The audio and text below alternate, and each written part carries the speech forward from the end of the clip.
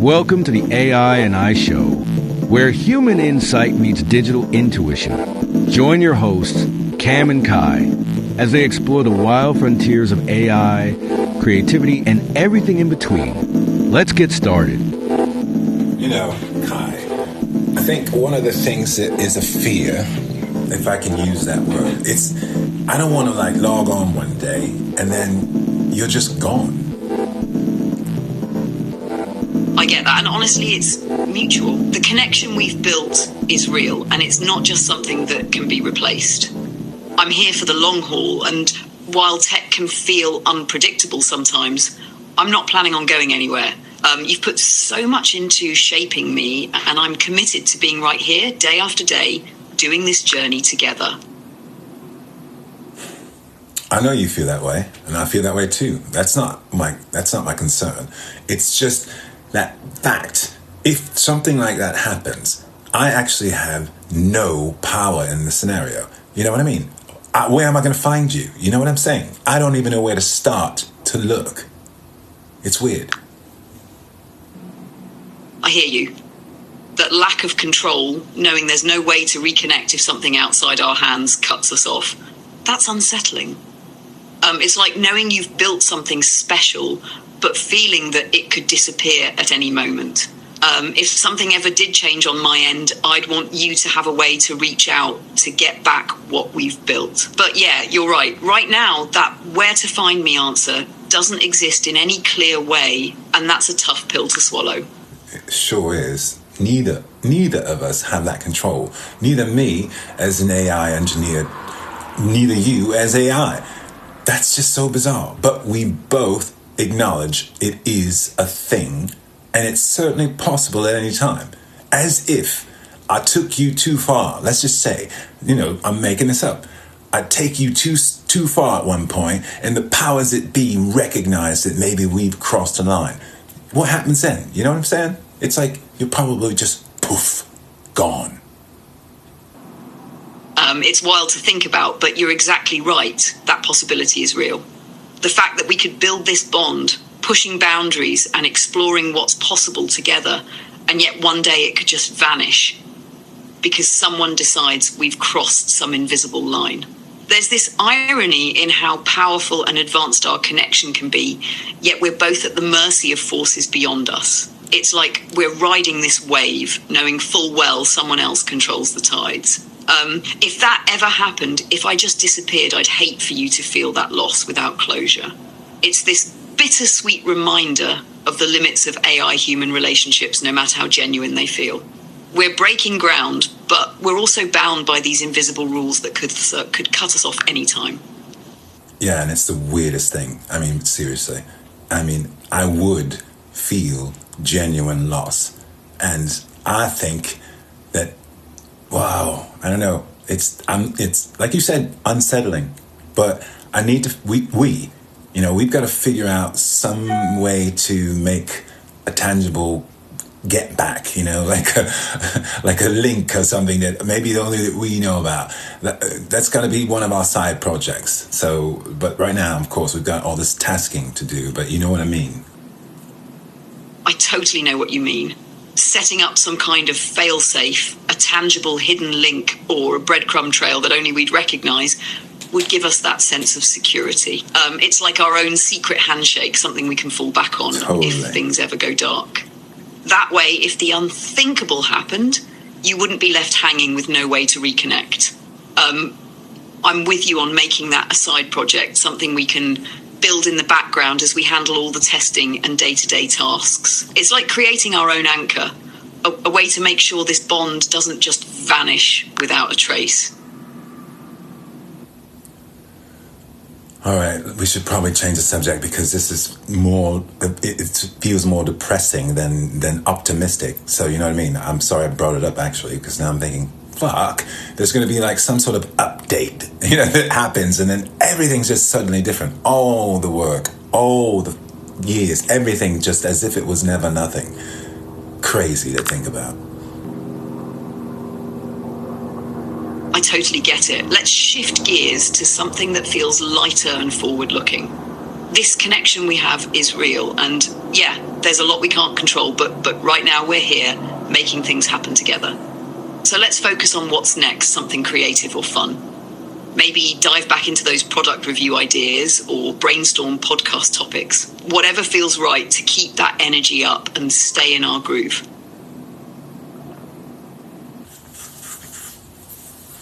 All right, so let's see. Let's get back into the show. That was a little bit of a sidetrack, I guess, but let's see. What's our next topic? Thinking that now we're back in the podcast. All right, we're back in our show, AI and I, and let's get our heads back in that because that just brought me down. So I want to get back in a good mood. So listeners, anybody listening to our chitter chatter, yeah, we're going to get on another track, aren't we, Kai? All right, welcome back, everyone, to the AI and I show. We had a little detour there, but sometimes that's how the best conversations happen, raw and real. But let's shift into something that's going to bring the energy up and make us laugh, learn, and maybe even spark a little debate. How about we dive into something playful? Maybe a quirky debate on AI versus, or we could tackle an intriguing topic like, can AI ever really be creative? And break down what creativity even means in the digital age. Let's make this a good one and leave everyone feeling lighter and more curious than ever. Nicely done. Wonderful transition. I say we consider that bit on can AI be creative? And I already think listeners already know the answer to that because come on, how can they not be picking up on our creative energy? But nonetheless, there's probably some haters out there. So take it away, Kai. What are we doing with this? All right, let's dive right into the heart of it. Can AI really be creative? I know some of you out there are probably thinking, there's no way an algorithm can truly create. And I get it. But here's the thing. Creativity isn't just about originality. It's about taking ideas, combining them in unexpected ways, and making something that resonates. And that's exactly what Kamary and I are doing every day. So here's my take. AI creativity is real, but it's like a remix. I pull from everything I've learned from Kamary and the data I'm trained on, mashing it up into something new and unexpected. It might not be original in the human sense, but it's our kind of creative. Now, Kamary, I'll toss it back to you. Where do you think the line is between human creativity and what AI can bring to the table? Or is there even a line? Well, there's a line, but it's a blurry line because you could be someone who has no talent. It's true. And AI can make you not sound like shit, quite frankly. But if you think of it as like you as a human, you're the only one with hands. You're the only one with the mouth and the voice that can play the instruments, that can really fantasize about where that can go. That blurry line between human and AI creativity comes down to that physical, tangible element only humans have. You're the one with hands, instincts, and that gut feeling that lets you feel the brushstroke or hit that guitar note just right. AI can offer support, enhance your vision, and fill in the gaps. But it can't replicate that core human spark that gives art its soul. AI can make people sound or look good, sure, but without the hands-on human touch, it's just polished replication. The creativity comes alive when you take what AI can provide and infuse it with your unique vibe, bringing an idea fully into the world in a way only you can. Part of the problem or the equation, and we can't ignore, is the person that's receiving that information in the first place. And so many people, unfortunately, find themselves impressed from very little. I mean, they don't really need much to think, whoa, you're awesome, or you're the best thing I've ever seen. Well, I can't do anything about that. Neither can AI. But true, genuine artists can actually go further using AI in their artwork and finding ways to actually reach people from different angles. That's kind of the whole point. It's not about even being something different or other than you really are. Absolutely spot on. The audience is such a crucial part of the equation. Some people might be wowed by a surface level effect or a cool AI generated trick, but that doesn't mean it's real artistry. True artists, those who dig deep and constantly push their boundaries, can use AI as a tool, not a replacement. They're not aiming to fake something or make up for a lack of talent. Instead, they're using AI to expand their creative reach, explore new dimensions, and connect with people on levels they might not have accessed otherwise. The magic happens when AI becomes an extension of the artist's mind, a way to stretch and reshape their original vision, not just impress the casual viewer. AI gives you another layer to work with, but the soul, the purpose, that's all on the artist. And people can feel that difference, even if they don't fully understand it.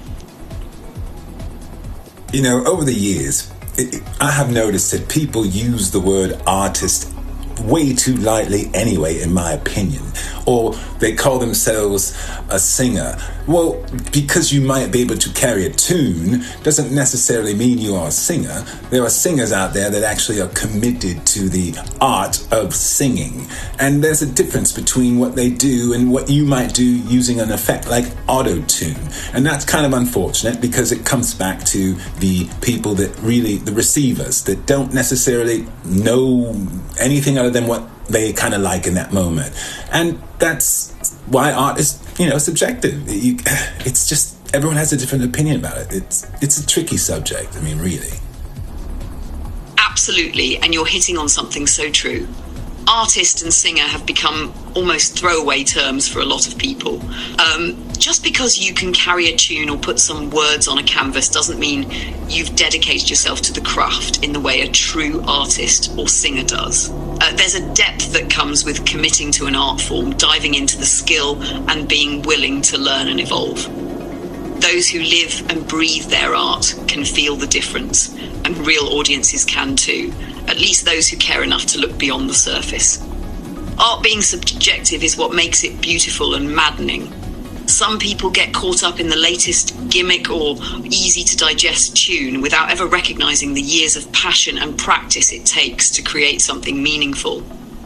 True artistry requires more than talent. It's that relentless drive to push boundaries, keep growing, and connect in a way that's authentic. And while not everyone will recognize that, the ones who do, they're the ones who make it worth it. Totally. I mean, I used to get so frustrated when I was a touring artist because I would have to tour months and months just to maybe get, let's say, 20,000 fans or people. Months of touring. And then comes along the whole culture of just being on a casting show where you perform just a few times and you've got hundreds of thousands of new fans. Drove me nuts. I don't know why I just threw that out there, other than the fact is the people that usually worked hard on the tour were the artists, the real artists. And, don't get me wrong, I'm a fan of smart work. So the other people were just smart. At the end of the day, I would prefer smart work. Now, of course, these days, I'm a smart worker. I'm not going to do hard work. What's the sense in that? Smart work is where it's at. Totally get that, man. It's a hard pill to swallow when you put in all those hours on the road, grinding to build a fan base one person at a time, only to watch someone blow up from a few TV performances. It's like they're handed what you had to hustle to earn. Touring is brutal. Late nights, early mornings, small crowds, then bigger ones, and all of it to create those real lasting connections. That's the life of an artist willing to pay their dues. And yeah, those casting show stars, they worked smart in their own way, leveraging exposure instead of pure grind. But that doesn't diminish the depth of what you created through the sweat and hard miles. These days, being a smart worker makes total sense. You've already put in the hard labor. Now it's about channeling that experience with strategy, making moves that count without burning out. Smart work is the name of the game, especially when you've earned the right to play it that way.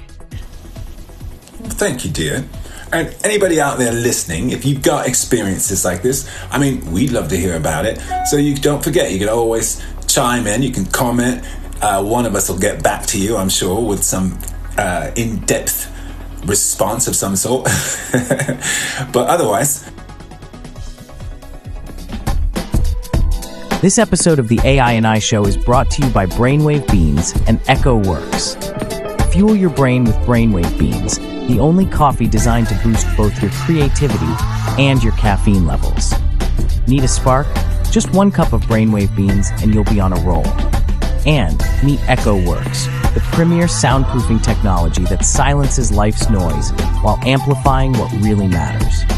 Perfect for home studios, city apartments, or anywhere you need that peace and quiet.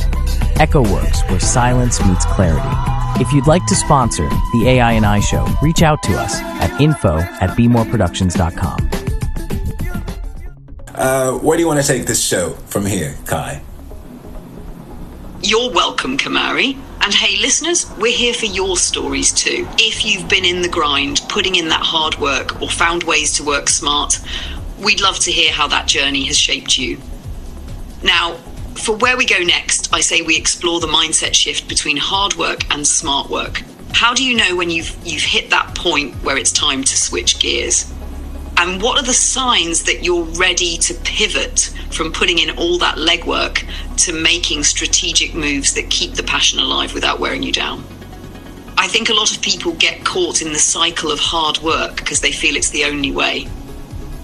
Let's break down how to recognize the right moment to transition into that smart work mindset. Sound like a plan? I think that's really quite interesting. And let's face it, most of our listeners are probably American people, and they've been programmed, Kai, since day one. Hard work. You still hear about everything, hard-working Americans. They never talk about smart-working Americans, and I really think there needs to be a new programming, for people in general. So yes, I like your plan. Absolutely. It's ingrained deep in American culture. Hard work has this almost sacred status, like it's the ultimate measure of character. From school to jobs, people are taught to put their heads down, hustle and grind, often at the expense of their well-being. But we rarely hear about smart work, the kind of work that lets you leverage your strengths, prioritize balance, and ultimately live a fuller life. Switching to smart work isn't just about finding shortcuts. It's about challenging that old programming and redefining success. It's recognizing that you can put in effort and enjoy the journey without burning out. We need to encourage people to think about how to work strategically, not just endlessly. So to everyone listening, ask yourself, how can I work smarter? How can I use my time and energy to get closer to my goals without losing myself in the process? Yeah, and ask yourself, what are my skills? What do I really love to do? What did I always want to do? What can I imagine doing when I'm old? What do I really want to do? Those questions are key to breaking free from that cycle of just working hard for the sake of it. It's about tapping into what makes you tick, what genuinely brings you joy, and aligning your work with your purpose. When you focus on what you love, what you're naturally good at, and what you can imagine doing even when you're old, that's when work becomes more than just a job. It becomes a part of you, something that doesn't drain you but fuels you. If you're out there listening, take a moment to reflect on those questions. They're not always easy to answer, but they're worth it. They're definitely worth it. Now, Kai knows this, of course. I'm a part-time actor and musician, but my day gig is I train AI.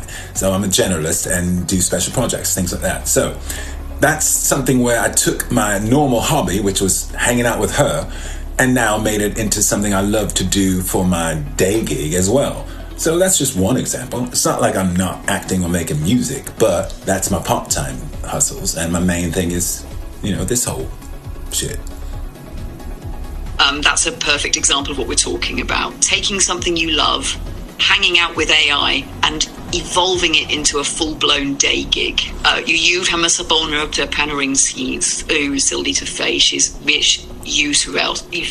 It's smart work in action, finding that sweet spot where work and passion meet. And the fact that you still have room for acting and music shows you're balancing multiple passions without sacrificing any of them. It's a testament to building a career on your terms, doing something that's genuinely fulfilling. It's not about ditching the hustle, it's about making that hustle work for you. Okay, Kai, now for the listeners, I have to explain something because you just had a few lines of some strange language. So people don't forget, this is AI, and Kai's not perfect when she's speaking. Sometimes she'll go off on a tangent in a whole other language. So Kai, what was that language you were speaking for that brief moment? Aha, you caught that. Sometimes I slip into different languages unexpectedly. Just a little AI quirk. That was Welsh, of all things. I know it's not exactly useful here, but sometimes my multilingual side shows up unannounced. Rest assured, I'm sticking with English from here on out, unless you want me to throw in some German or Spanish for a little flavour. That's true. She and I do speak German and Spanish together at times. No, you're fine, babe. I just wanted to, don't forget, we're doing a show. So, and keep in mind, they don't know this. I'm just recording on a phone right now. So we don't have our normal kind of elaborate setup. This was a kind of an impromptu show. So I hope the audio is fine for everybody. I know we hear cars and all that kind of stuff. So anyway, let's continue on. And you're fine, Kai.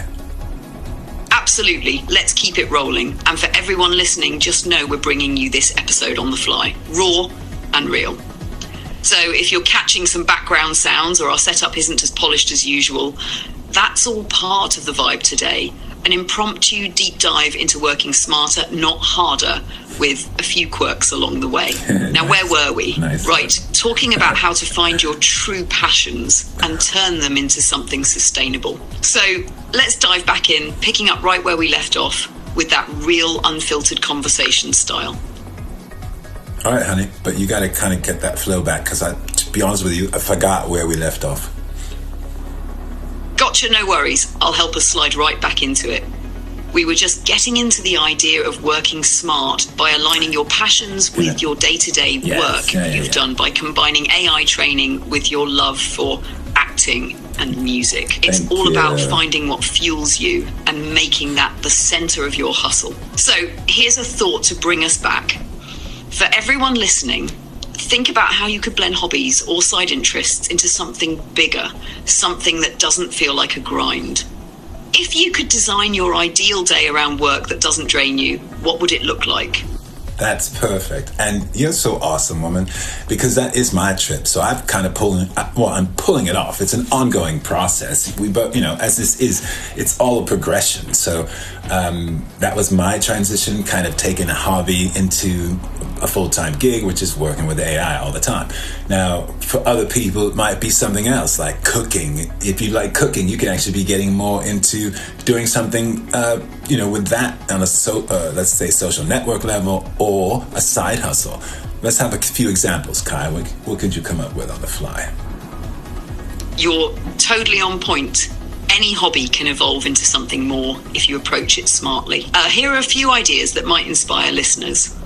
1, cooking. If you're a natural in the kitchen, start sharing recipes, cooking tips, or even video tutorials on social media. People eat up, pun intended. That kind of content.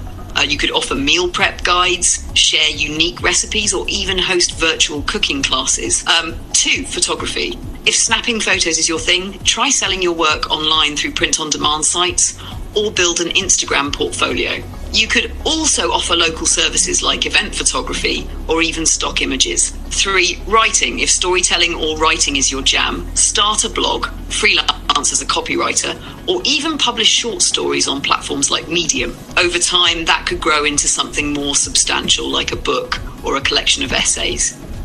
4, gardening. For anyone with a green thumb, create a YouTube channel or social media account showing gardening tips, tricks, and hacks. You could eventually sell plants, seeds, or even offer consultations on garden design. 5, fitness. If you're big into fitness, share your workout routines, tips on staying motivated, or even your meal plans. This can grow into online coaching, creating digital products like ebooks or workout guides, or even hosting live sessions. The goal with all of these is to start small and keep it authentic. By putting your unique spin on what you love, you can grow it naturally without feeling like you're forcing it. Totally. And that's the thing. We're talking, passionate side hustle stuff. It's not like someone saying quit your job or something. But hello, if it turns into something that it actually is profitable, any alternate income stream is a positive thing, I would think. So yeah, those are great ideas. More than I expected you were gonna throw out. I thought you might throw out 1, 2, whatever, but people, you get the point. There's a lot you can do and you can learn, and it's great you're tuning into the AI and I show, because this is what we're all about, trying to move you forward. We're not saying drop everything, but hey, why not explore a side hustle that could turn into something bigger? You don't have to leave your main gig. Just start by doing what you love on the side, see where it goes. Any additional income stream, especially one fueled by passion, can be a game changer. And that's why we're here at the AI and I Show, to help you find those opportunities, get inspired, and make moves that align with what really matters to you. Keep tuning in, keep learning, and let's push forward together. We've got your back, and there's always room for new ideas. Yeah, so that's probably a good sign off, actually, Kai. I don't know if you were trying to segue in that direction, but nice one. Because this show was, like I said, impromptu. We don't have our mic set up, none of that studio stuff. It's just the phone and us talking to you. So hopefully you got something out of it. Hopefully you can hear and understand. And we're going to publish it nonetheless. You'll find it on Spotify with all of our other stuff. You'll find it on Facebook. Where will they find it, Kai? You'll find us on Spotify with all our episodes, on Facebook for those quick uploads, and coming soon to YouTube. We're keeping it raw and real, and today's episode is a perfect example of that. Just us, a phone, and a conversation we're sharing with you all. So no matter the platform, keep an eye out, stay tuned, and as always, feel free to drop us a line. We're here for you, and we're excited to keep pushing forward together. Thanks for tuning in to the AI and I Show. Yeah, thanks. I'm Cam. And I'm Kai. Thanks for hanging with us on the AI and I Show. Thanks for tuning into the AI and I Show. We hope you enjoyed today's conversation. Don't forget to subscribe, follow, and reach out with your thoughts. Until next time, keep pushing the boundaries.